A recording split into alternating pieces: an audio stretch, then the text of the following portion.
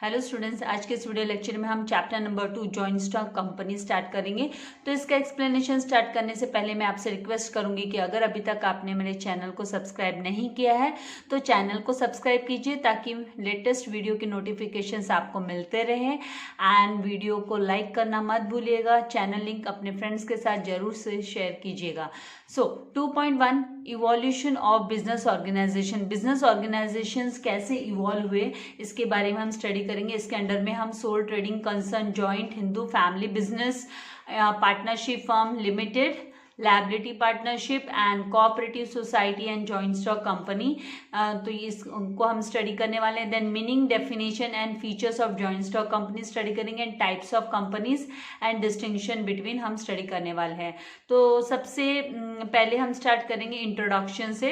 तो इंट्रोडक्शन यहाँ कब इंट्रोड्यूस हुआ, कब बिजनेस स्टार्ट हुए? तो इंडस्ट्रियल रिवॉल्यूशन 1760 में 1760 में इंग्लैंड में है ना इंडस्ट्रियल रिवॉल्यूशन वो एग्जिस्टेंस में आया। इट टुक प्लेस, एग्जिस्टेंस में आया। और बिफोर इंडस्ट्रियल रेवोल्यूशन के पहले है ना production was done. Production work होता था, मैन्युअली होता था, मतलब मोस्टली उसको ह्यूमन बीइंग कंप्लीट करते थे यूजिंग लोकल रिसोर्सेज को यूज कर वो लोग कंप्लीट किया करते थे। मैन्युअली कंप्लीट होता था, प्रोडक्शन वर्क मैन्युअली हुआ करता था। Now limited capital was needed, और उसके लिए है ना जो कैपिटल की जो रिक्वायरमेंट थी वो भी स्मॉल अमाउंट था, लिमिटेड कैपिटल था। And often production was done at home, और ज्यादा करके ये ना घरों में प्रोडक्शन वर्क हुआ करता था। Now the industrial revolution brought about radical changes. Industrial revolution की वजह से बहुत ही है ना मतलब रेडिकल चेंजेस आए इन द फील्ड ऑफ, मतलब गंभीर चेंजेस, मतलब बहुत क्विक चेंजेस आए in the field of industry के फील्ड में एंड कॉमर्स के फील्ड में, इंडस्ट्री एंड कॉमर्स के फील्ड में। Now production was now on a large scale. अब है ना बहुत ही लार्ज स्केल पर प्रोडक्शन होता है, बड़ी मात्रा में, भारी मात्रा में प्रोडक्शन वर्क होता है with the help of machines के थ्रू। जैसे कि पहले मैन्युअली हुआ करता था, हाथों से, ज्यादा करके ह्यूमन बींग अपने मतलब हाथों से काम किया करते थे। अब वो मशीन्स की हेल्प लेने लगे, उसकी वजह से लार्ज स्केल ऑफ प्रोडक्शन होने लगा। And that too in anticipation of demand. और ये भी किस वजह से लार्ज स्केल पे होने लगा कि भाई डिमांड को सोचते हुए कि भाई है ना इसकी डिमांड उतनी होगी, तभी लार्ज स्केल ऑफ प्रोडक्शन भी होने लगा। नाउ लोकल मार्केट्स, इसका कारण क्या था कि जो लोकल मार्केट्स थे टर्न्ड इनटू रीजनल लेवल पे होने लगा मार्केटिंग, देन नेशनल लेवल और फिर इंटरनेशनल लेवल पे भी मार्केट्स, मतलब बाउंड्रीलेस बिजनेस की वजह से ज्यादा प्रोडक्शन वर्क होने लगा। नाउ रिवोल्यूशन इन ट्रांसपोर्ट में भी बदलाव आया, उसमें भी है ना एडवांस टेक्नोलॉजीज आ गए। And other commercial activities were the major effects of industrial revolution. तो इंडस्ट्रियल रेवोल्यूशन किस वजह से हुआ, किस वजह से ये ग्रो हुआ, किस वजह से ये ज्यादा मतलब रेडिकल चेंजेस आए इंडस्ट्रीज के फील्ड में, तो ये है ना because of the transport, revolution in transport and other commercial activities की वजह से इसमें भी इफेक्ट पड़ा। To meet the new challenges, नए चैलेंजेस को, बिजनेस के नए चैलेंजेस को मीट करने के लिए, उसे फुलफिल करने के लिए, उस गैप को फिल करने के लिए joint stock company form of business organisation evolve. तो इसी वजह से फिर है ना जॉइंट स्टॉक कंपनी का इवोल्यूशन हुआ। जॉइंट स्टॉक कंपनी ये बिजनेस ऑर्गेनाइजेशन की टाइप है, it is a type of business organisation जिसका इवोल्यूशन हुआ, जो एग्जिस्टेंस में आई। तो सबसे पहले हम यहाँ पर अभी जो चार्ट के थ्रू हम अंडरस्टैंड करेंगे कि इवोल्यूशन ऑफ बिजनेस ऑर्गेनाइजेशन। तो in view of above given developments, the sole trading concern, joint Hindu family business, partnership firm proved inadequate to face the challenges posed by changing needs of commerce and industry। तो मतलब क्या है कि है ना ये जो सोल ट्रेडिंग कंसर्न है ये लार्ज अमाउंट ऑफ कैपिटल नहीं लेके आ सकते, ये ज्यादा प्रोडक्शन वर्क को हैंडल नहीं कर सकते, लार्ज स्केल पर प्रोडक्शन वर्क को हैंडल नहीं कर सकते, क्योंकि इनकी जो लायबिलिटीज होती है वो अनलिमिटेड होती है, लायबिलिटीज भी, और इनका पास जो फंड होता है, कैपिटल होता है, वो भी लिमिटेड होता है। जॉइंट हिंदू फैमिली बिजनेस में भी सेम है, पार्टनरशिप फर्म में भी सेम कंडीशन है। तो इसी इनकी जो इनसफिशियंसी जो ये फेस कर रहे थे, चैलेंजेस को ये एक्सेप्ट एक्सेप्ट नहीं कर पा रहे थे, changing according to the commerce and industry जो नीड्स है वो पूरी नहीं कर पा रहे थे, तो उसके वजह से नए टाइप का बिजनेस ऑर्गेनाइजेशन इमर्ज हुआ, इवॉल्व हुआ, that is the joint stock company, वो है जॉइंट स्टॉक कंपनी इमर्ज हुई। तो different types of business organisations are discussed below, अलग अलग तरीके के जॉइंट बिजनेस ऑर्गेनाइजेशन डिस्कस किए गए। तो forms of business organisation, sole मतलब सिंगल पर्सन, सिंगल बंदा, ये आप है ना अकाउंटेंसी में भी सीखोगे, ओसी में भी सीखोगे। सिंगल बिजनेस, सिंगल बंदा है ना अपना बिजनेस स्टार्ट करता है, छोटा सा बिजनेस स्टार्ट करता है, sole trading concern. Joint Hindu family, ये है ना इंडिया में जो है ना हिंदू फैमिली का जो कर्ता होता है, मतलब कर्ता मतलब हेड ऑफ द फैमिली, वो है ना जॉइंट हिंदू फैमिली बिजनेस का हेड होता है कर्ता, उसे कर्ता का, इसके बारे में आप अकाउंट्स में स्टडी करने वाले हो और यहाँ पे भी हमें इन शॉर्ट हम स्टडी करने वाले हैं। देन पार्टनरशिप फर्म, इसके लिए 2 बंदे होने चाहिए, पार्टनरशिप पार्टनर, 2 पार्टनर मतलब मिनिमम 2 बंदे होने चाहिए जो है ना बिजनेस को स्टार्ट करे। देन लिमिटेड लायबिलिटी वाला पार्टनरशिप फर्म, जनरली जो पार्टनरशिप फर्म होता है वो अनलिमिटेड लायबिलिटीज वाला होता है, ये लिमिटेड लायबिलिटी वाला partnership firm. And then cooperative society, and उसके बाद में है ना इवॉल्व हुआ, इमर्ज हुआ जॉइंट स्टॉक कंपनी। इन सब के जो ड्रॉबैक्स की वजह से, इन सब में जो एडिक्वेंसी थी, जो इनसफिशिएंसी थी, चैलेंजेस को फेस करने के लिए, तो उसके वजह से फिर जॉइंट स्टॉक कंपनी का इवोल्यूशन हुआ। नाउ इनके बारे में हम एक 1 by 1 स्टडी करेंगे। आज के इसमें हम सोल ट्रेडिंग कंसर्न है उसको कवर अप करेंगे। तो सोल ट्रेडिंग कंसर्न क्या है, तो sole trading concern is a form of business organisation, ये एक टाइप ऑफ बिजनेस ऑर्गेनाइजेशन है। और इसे कौन, इसका मालिक कौन होता है, इसे कौन मैनेज करता है, कौन चलाता है, कौन कंट्रोल करता है, तो सबका सब एक सिंगल पर्सन, सिंगल बंदा करता है, 1 पर्सन।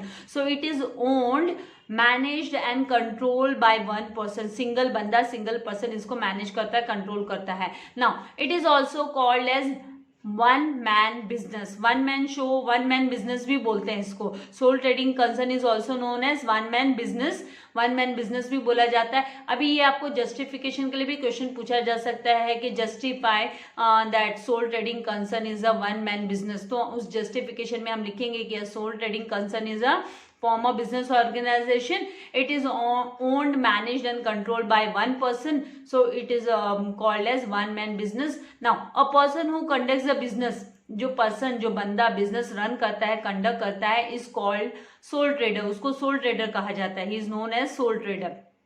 नाउ इसके फीचर्स क्या है, तो यहाँ पे इसके जो फीचर्स है, तो सबसे पहला इसका फीचर है there is no separate law, इसके लिए कोई सेपरेट लॉ नहीं है, कोई एक्ट नहीं है गवर्निंग सोल ट्रेडिंग कंसर्न, मतलब कोई स्पेसिफाइड सेपरेट इसके लिए कोई है ना इसके लिए नियम कानून नहीं बनाया गया है, कोई कानून नहीं बनाया गया है, कोई एक्ट नहीं तैयार किया गया है, कोई लॉ तैयार नहीं किया गया है गवर्न करने के लिए सोल ट्रेडिंग कंसर्न को, but it has to follow all the laws of land, जो जहाँ पे वो रह रहा है, जहाँ जिस स्टेट में है, जिस नेशन में है, वहाँ के जो भी उसके जो रूल्स है, रेगुलेशंस है, वो उसे फॉलो करने पड़ते हैं। Now second, sole trading concern has only 1 owner, इसका एक सिंगल, सोल का मतलब ही होता है सिंगल, 1, तो यहाँ पर sole trading concern has only 1 owner, एक सिंगल बंदा ओनर होता है। Then third, capital contributed by sole trader is a very small, मतलब ये जो कैपिटल हम सभी जानते हैं, हम अकाउंट्स में भी सीख रहे हैं, कैपिटल का मतलब क्या होता है, the investment, the money which is invested in business to start a business, to set up a business, जो अमाउंट, जो मनी यूज किया जाता है, एसेट्स यूज करते हैं, गुड्स यूज किया जाता है, तो उसको है ना हम कैपिटल कहते हैं। तो इसमें कौन कंट्रीब्यूट करता है, सोल ट्रेडर कंट्रीब्यूट करता है। और जैसे कि वो सिंगल बंदा है, सिंगल ओनर है, तो उसका जो कैपिटल अमाउंट है वो काफी बड़ा नहीं होता है, वो स्मॉल अमाउंट होता है, वेरी स्मॉल, वो छोटा होता है। ये सबसे कम कैपिटल इन्वेस्टमेंट है ना सोल ट्रेडर का ही होता है। Now there is no division of profit और लॉस। हाँ, एक खास बात है कि यहाँ पे अगर वो ओनर भी अकेला बंदा है, तो उसको अगर प्रॉफिट होता है बिजनेस में, तो प्रॉफिट भी सारा का सारा उसका हुआ। तो एक ड्रॉबैक भी है कि अगर लॉस हो जाता है तो पूरा का पूरा लॉस भी उसे अकेले को ही है ना बर्दाश्त करना पड़ता है, बेयर करना पड़ता है। There is a single owner, क्योंकि सिंगल ओनर है तो there is no division of profit और loss as there is a single owner.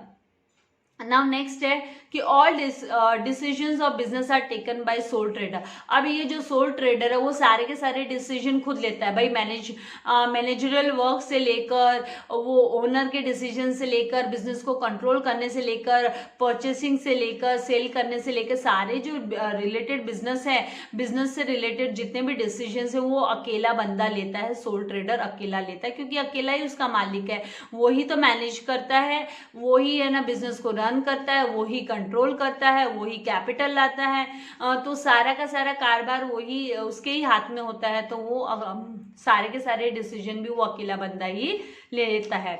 इसका एक फायदा भी होता है, अकेला लेता है मतलब उसकी जो डिसीजन मेकिंग में ज्यादा समय नहीं जाता है, वो ज्यादा समय नहीं लगता है।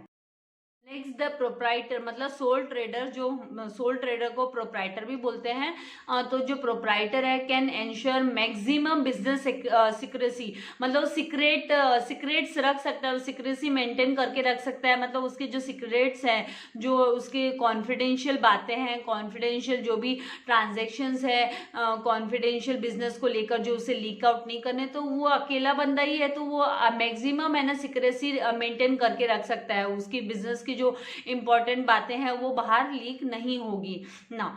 नेक्स्ट 7th है पॉइंट कि the liability of soul trader is unlimited. अब उसकी जो जिम्मेदारी है, जवाबदारियां हैं, वो है ना अनलिमिटेड हो जाती है।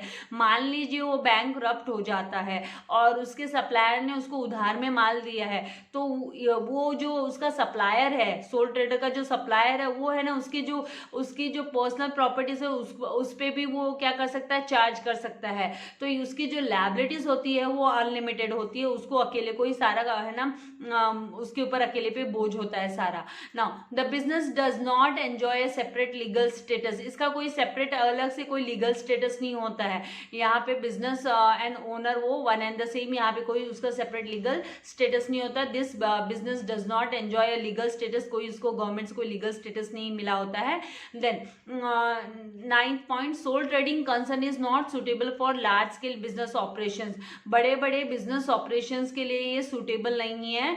ये खाली छोटा मोटा, जैसे आपने अपने नेबरहुड में देखा होगा कि किराने की दुकान है आपके, छोटी मोटी जो मिल्क सेंटर है, मेडिकल स्टोर है, तो ये सब जो छोटे छोटे स्टोर्स है वो सारे के सारे सोल ट्रेडिंग कंसर्न हो सकते हैं, पार्टनरशिप वाले भी हो सकते हैं, जरूरी नहीं है कि ओनली सोल ट्रेडिंग। तो पर इस तरीके के जो टाइप के बिजनेस होते हैं जनरली वो सोल ट्रेडिंग कंसर्न के अंडर में आते हैं। तो यहाँ पर ये हमने फीचर्स इसके कवर अप किए। अब हमें ये जॉइंट हिंदू फैमिली बिजनेस के भी फीचर्स में कवर अप कर लेते हैं। जॉइंट हिंदू फैमिली बिजनेस ये क्या है, तो मैं ना Hindu undivided family conducts business, जब कोई Hindu undivided family business conduct करती है, ये है ना inherited by it as per Hindu law, इसको हिंदू लॉ फॉलो करना होता है as per Hindu law. Hindu undivided जो जॉइंट फैमिली हम बोलते हैं, फैमिली बात कर रही हूँ मैं यहाँ पे, जॉइंट फैमिली, तो जॉइंट फैमिली वो बिजनेस कंडक्ट कर सकते हैं, कैरी आउट कर सकते हैं, उस बिजनेस को जॉइंट हिंदू फैमिली बिजनेस बोला जाता है। एंड ये only and only in India में ही एग्जिस्ट करता है, it exist only in India and it is govern by, इसको कौन रन करता है, कौन गवर्न करता है, तो by Hindu succession act 1956, Hindu यहाँ पे लॉ है, इसके लिए लॉ बना हुआ है हिंदू सक्सेशन एक्ट 1956 के तहत ये बिजनेस रन किया जाता है। तो यहाँ पे लॉ फॉलो करना पड़ता है जॉइंट हिंदू फैमिली बिजनेस को रन करने के लिए। नाउ इसके फीचर्स क्या होते हैं, तो सबसे पहला feature, membership in the joint Hindu family business is by birth only, मतलब है ना उस फैमिली में अगर कोई नया बच्चा, मतलब कोई बॉर्न हो रहा है, कोई बच्चा जन्म ले रहा है, तो वो जन्म से ही फिर उस मेंबरशिप उस जॉइंट हिंदू फैमिली बिजनेस का वो क्या हो गया, मेंबर हो गया, वो उस जॉइंट हिंदू फैमिली का ऑटोमेटिकली मेंबर बन जाता है। And every child born in the family becomes a member, तो इसका मतलब कि हर एक बच्चा जो उस फैमिली में बॉर्न होता है वो उस बिजनेस का क्या होता है, मेंबर होता है। नाउ इसको कौन हैंडल करता है बिजनेस को, तो the head of family is known as karta, जो फैमिली का जो हेड है उसे कर्ता बोला जाता है, कर्ता, तो वो करता है, वो ही सब कुछ करता धरता वो ही रहता है, वो काम काज संभालना, बिजनेस के सारे डिसीजंस लेने का काम वो ही करता है। और उसके जो अदर मेंबर्स होते हैं फैमिली के, ज्वाइंट इन द फैमिली के जो अदर मेंबर्स है दे आर कॉल्ड को पार्टनर्स, उसको को पार्टनर्स बोला जाता है, दे आर कॉल्ड एज को पार्टनर्स। तो ये आपको ऑब्जेक्टिव काइंड क्वेश्चंस में आ सकता है, कर्ता किसको बोला जाता है, तो the head of the family is known as dash, तो karta. Other members of the family are called as copartners. Then fourth one, number of members. तो यहाँ पे नंबर ऑफ मेंबर्स की कोई लिमिट ही नहीं होते, जितनी बड़ी फैमिली उतने सारे मेंबर्स, सबके सब मेंबर होंगे। There is no limit on the minimum and maximum number, यहाँ पे कोई लिमिट नहीं है, minimum and maximum number of members पे कोई लिमिट नहीं है। Now all family members are engaged in the business, सारे के सारे जो फैमिली मेंबर्स है सबके सब है ना बिजनेस में एंगेज रहते हैं, बिजनेस में वो अपना कॉन्ट्रीब्यूशन देते हैं, योगदान देते हैं, हेल्प करते हैं। नाउ द लायबिलिटी ऑफ कर्ता इज अनलिमिटेड, यहाँ पे जो कर्ता है उसकी लायबिलिटीज होती है वो अनलिमिटेड होती है, जबकि जो को पार्टनर्स है, जो उसके को पार्टनर्स है, उनकी लायबिलिटीज होती है वो लिमिटेड होती है। नाउ कर्ता कौन है, तो कर्ता इज द मैनेजर, मैनेजर है, कंट्रोलर है, कोऑर्डिनेटर है, बिजनेस का कोऑर्डिनेटर है, उसके हाथ में कंट्रोल होता है, डोर, बिजनेस की डोर जो है वो कर्ता के हाथ में होती है, वो ही कर्ता धरता है। Now karta being the sole decision maker, वो अकेला सोल डिसीजन मेकर है, एंड वो इसीलिए वो है ना क्विक डिसीजन ले सकता है, जैसे सोल ट्रेडर में कैसे क्विक डिसीजन ले सकता है सोल प्रोप्राइटर, जो प्रोप्राइटर है वो, तो उसी तरीके से ज्वाइंट हिंदू फैमिली बिजनेस में भी करता है वो अकेले डिसीजन लेता है, इसीलिए वो क्विक डिसीजंस ले सकता है, ये इसका एक एडवांटेज हो गया।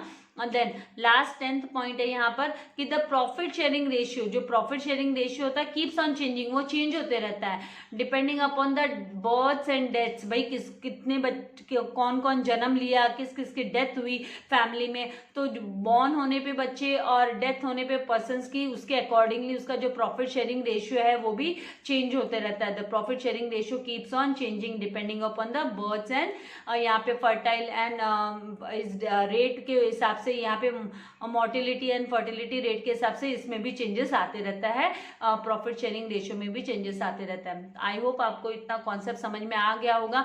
अभी ये जो नेक्स्ट टर्म है partnership firm and limited liabilities of partnership firm and cooperative society, इसका जो एक्सप्लेनेशन है वो हम नेक्स्ट वीडियो लेक्चर में कवर अप करेंगे।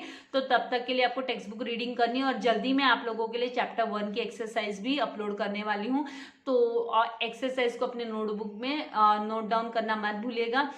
वीडियो को लाइक करना, शेयर करना एंड चैनल को सब्सक्राइब करना मत भूलिएगा। Thank you very much. God bless you all dear students.